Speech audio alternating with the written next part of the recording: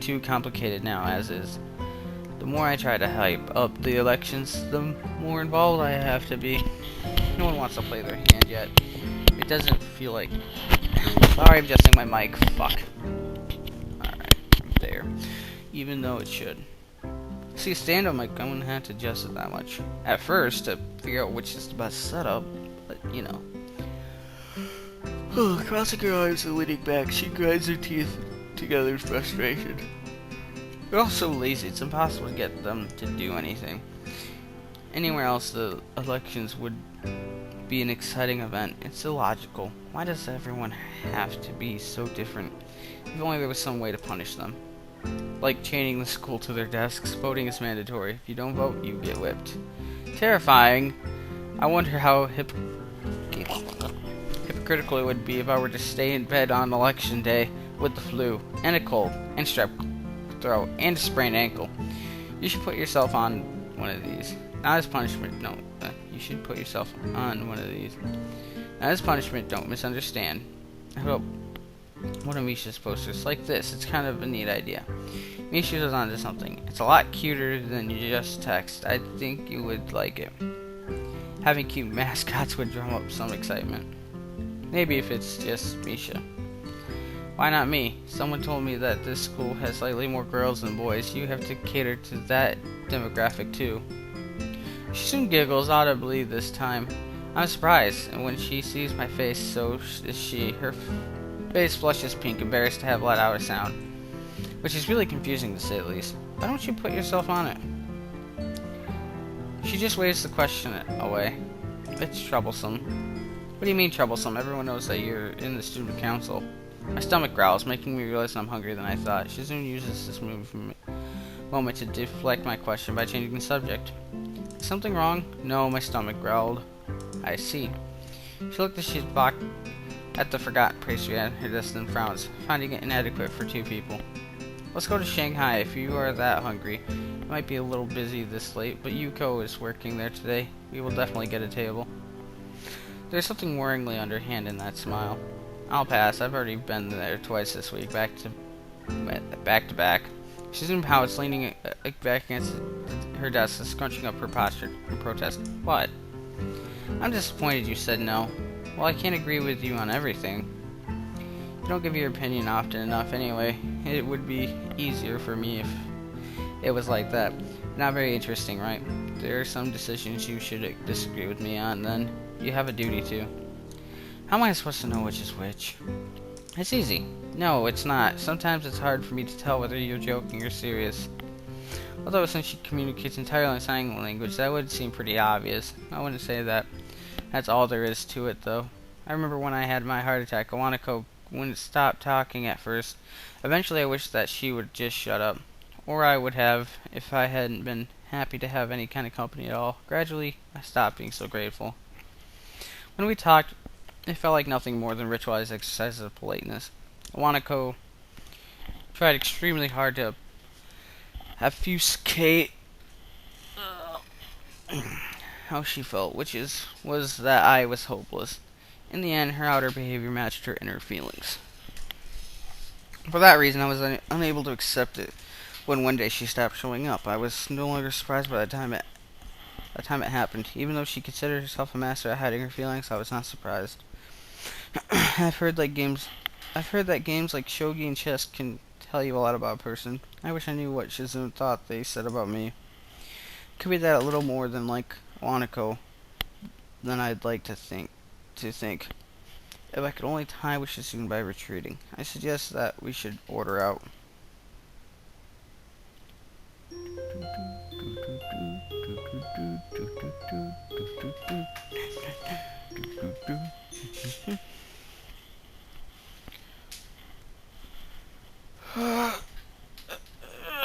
Sorry, had to stretch. The next day I walked up to my usual vending machine at lunch, only to find that it's out of my favorite drink. Secreted so far away from most of the classrooms, between the storeroom and the library, it's like no one knew about it. I expected a vending machine so close to the library to be booming with customers, but then again, the library is empty most of the time. Anyone who goes there is only doing it for stuff to pad a paper with. No one stays there longer then they absolutely have to. For the past month, it's been working out in my favor, but the trade-off with the vending machine no one knows about is it's never restocked. Selling for a can of orange soda, hell yeah, orange soda's good. I said pop, not soda. Damn Southerners. Anyways, I decided on drinking it here instead of waiting until I get to the cafeteria, when the library door opens next to me. Ah, I've been looking for you. Yuko seems to be acting a lot more assertive than usual today, although it isn't enough to keep her from going back to the mumbling immediately afterwards. Return your books, please. I mean the library's books. The books you checked out are really overdue. Some of them are on waiting lists. Oops, I forgot. I keep checking out new ones and forget to return the old ones. That happens to me all the time at the university library. It's so embarrassing. Do they send someone to try and get you to bring them back? No, the university library is bigger, and they didn't notice if I happened to borrow something longer than normal. It's convenient, because their policy on keeping the books too long is really stricter than here. I like how, despite what she said, Yuko has no problem with borrowing books for longer than she's supposed to anyway. Makes her being so on top of my own lateness is a little hypocritical. It takes a thief, I guess. Catching on to the meeting for words around at the same time I do, Yuko climbs up and starts backpedaling furiously. That's different from this situation. It's totally different. Yuko stares at her nails for a second, as if she really wants to bite them, but is too self-conscious to do so. For instance, how long it's been. You checked out some of these books months ago, Hisao. Sorry, it's just that other people want to read them too. If you're a slow reader, that's okay though. No, it's a total screw-up on my part. To be honest, I haven't even read some of them. I shouldn't keep taking out books when I have a backlog. That's not good. Yeah, it really isn't. Now I'm starting to copy her habit of trailing off quietly. Her awkwardness is very contagious for some reason. That said, I'm surprised Yuko seems almost normal today, although every now and then her waitressy nervous tics keep popping back up. Come to think of it, she didn't act this way when I first met her. She was a little clumsy and neurotic, but it wasn't anywhere near this severe since Shizune Misha and I ran into her at Shanghai. It could be that Yuko has a complex about having kids from the school seeing her waitressing. I guess it's a little odd for her to pick the closest cafe to the school to work in, then. In that case, maybe this place having so few customers could be considered a lucky break. Or the place, not this place. Well, I get it. I'll return them right after school. As soon as possible, please. Wait, can I ask you for one more thing? Sure, what is it? I have to go for a while, and I can't just leave the library empty. Sorry, but can I ask you to watch it while I'm gone? Just for a little bit. I'll be right back as soon as possible. You're in the student council, so I'm sure if you did it, it would be okay. Alright, I'll do it. Don't worry about it. Thank you. I decided a drink of water took priority. Yuko quickly slides forward as if she's so grateful she is about to give me a hug, but she stops 2 centimeters into it, which ultimately just makes the gesture look extremely confusing. Yeah, confusing. I need to stop recording this. I have so freaking much in my videos folder. It's gonna take forever to render. Actually, just a couple days, maybe. I don't know. I'm also surprised that she can control her momentum so well, since she seems kind of clumsy.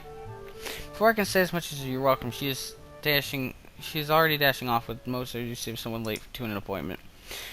That could be the case. I wouldn't feel safe assuming so. It's Yuko, and she seems the kind of person that to treat everything that way. Now that I'm in the library, I feel a bit silly. I don't really know what I'm supposed to do. Should I sit down like I normally would and read? It probably would do, but wouldn't meet Yuko's high standards. Maybe I should sit at the librarian's desk and give anyone who comes in a stern and analytical glare. I use Shizune as a starting point and practice a couple times in that muted surface of a pen.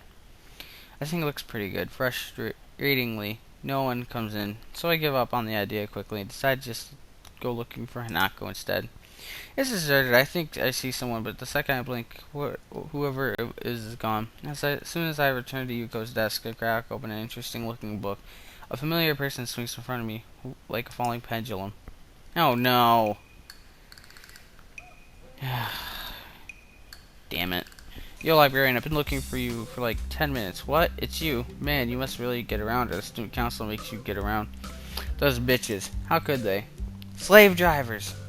Must be exaggerating, because it took me more than 30 seconds just to do a slow walk around the whole place. The thought is overridden. Why am I surprised to see him? Where did you come from? What are you doing here? What, can't a guy go to the library now? I can't even go to the library without some young buck like you giving me the third degree over it. I see some girl coming in here all the time, but no one ever asks her what she's doing here. Is it because she reads and I don't? They must be talking about Hanako. Although I suppose they both avoid people. I want to tell him that reading is what you usually do in the library. So if he's not reading, whatever he's doing is bound to make him look more suspicious than her. In the end, though, I'm too surprised by him practically appearing out of thin air. That doesn't tell me what you're doing here. I'm here because of you. His response makes me feel confused. God damn it, if you try to kiss me again and I fall off the damn roof or out a window, I'm gonna be pissed. Maybe I fell asleep and this is just some weird dream. And this Kenji isn't real, but really my subconscious. Is he going to start giving me deep, vaguely worded advice now? Because of you, I got chased out of my dorm by feminists. Now I wander this library like a soldier without a country. Or a ghost. I should haunt you for ruining things for me. It's a shame. It would have been an interesting dream, but it seems like this is real deal. Yeah, you had to start working with women, and then brought them to my door. You remember that? You should, since you were there. After that night, I knew they were onto me. I should have trusted my instincts, but I was young and stupid. That wasn't even a week ago. Then my dad called and said one of my letters hadn't been delivered. The post office couldn't have lost it, so it must have been intercepted. Information warfare. That's when I knew my secret hideout was compromised. Now I'm on the run, like a fugitive. It's code red. Dorm rooms aren't secret. They put your name on the number on the board right in the doorway. I know, I saw that. That's diabolical. Yeah, I'm pretty sure no Chilled Chaos got this from here. Jesus. Why not just put up a big Wild West Wanted poster? If they're gonna be like that, wanted dead or alive. Probably alive, so they can clone me and turn me into a grasshopper. Jumping without warning to an empty chair opposite me, Kenji takes out a cigarette and starts spinning it between his fingers. I've never seen him smoking before, so it must be for effect. I can't even live where I want to anymore. This is where it all begins. The tactical brilliance. I mean, once they're in your home, it's over, like termites. If the feminist plan for dominance starts there, where the fuck can we go? The only question is, how can we take a page out of the termite playbook when women are naturally repelled by wood? You can never go home again, is that how that saying goes? Man, I don't know about never. I was just there. I don't know anywhere else. I can shower, get new clothes, and eat and use the bathroom. Watch TV. I have to keep watching the news to keep informed. For someone ousted from his dorm room and living on the run, he sure has no qualms about going back there several times a day for long periods of time. But by now, he's slowly turned away from me and is talking to a revolving display of murder mysteries. There's no point in interrupting him, I guess. I finish off my soda, throw the can into a basket near the door. It hits the rim, but goes in anyway. I silently pump my fist. Kenji quickly gets upstairs to head towards the door. I wasn't really paying attention. I hope I didn't fist pump at an appropriate moment. Where are you going? You kept sucking down that juice. So? It wasn't even juice, it was soda. And it's gone now. Pop. Anyways, and now what do you mean sucking it down? I had 2 sips. Yeah, right. If you had like 50 million sips. That's not even possible. Maybe for you. I go beyond the impossible all the time. Okay, whatever. Now I'm thirsty too. I'm going to get my own juice. I'll be right back. He does come almost right back. So quickly I suspect he knows about my secret vending machine. I got you one too. Hope you like grape juice. We're even in for the pizza now. Thanks. No, not even. I want to tell him that I lent him nearly 10 times the cost of a can of grape juice, but that might make me seem petty. Unopposed, Kenji sits down and starts furiously drinking juice like a man with a vendetta against grapes. You know, it's a lucky break for me that I managed to run into you here, man. I kinda need you to do me a favor. Although it's cynical. How would you just tell him to fuck off? I don't want to talk to him. I wonder if him getting me juice was so he could ask me for this favor. If so, it's very transparent and poorly timed. I doubt Kenji would think about something so deeply, though. Just asking for things straight out is more his style. I need you to recommend me some books. But I thought you didn't read. How did you know? You told me. You said you think people discriminate against you because you don't read. Well, they do. And I do read. I read audiobooks. That's more listen. Because they're a way of the future. Because you're fucking blind, dumbass. I have to read a book a month for literary studies, though. And I found out that the school doesn't really accept such classics as advanced cryptography. If I don't read a bunch of books, they're gonna fail me. I can't fail literary studies. That would make me illiterate. That would mean my mom was right. My mom can be right. I'll just have to study literacy as much as possible. What about doing some extra credit? No thanks, it's bad enough I'm gonna have to carry around these stupid things now. He picks up a dictionary, flips through it, and places it onto the murder mystery rack behind him. I can't believe this is actually the medium that our ancestors used to look at porn. What? I spit my drink all over the book I'm starting to hold, damaging it beyond any hope of repair. I quickly checked the back and see it suggested retail price is 7,900 yen. I think I might have a heart attack. Wow, destroyed. Shouldn't have done that, though. They take vandalism super seriously here. You're gonna get caned. Caned? I think that's supposed to be canned. He chortles, amused, before taking an extremely long sip from his can of juice. It's not vandalism. I didn't do it on purpose. You made me do it with your words. What do you mean, caned? I don't want to be caned. I don't know what that is. Wait, chill out. I didn't mean to actually cane you. They just make you pay for it and really, really yell at you. It's like they were going to bite my ass off. Still not that big a deal. Go to eBay or Amazon. I don't think they're gonna do that.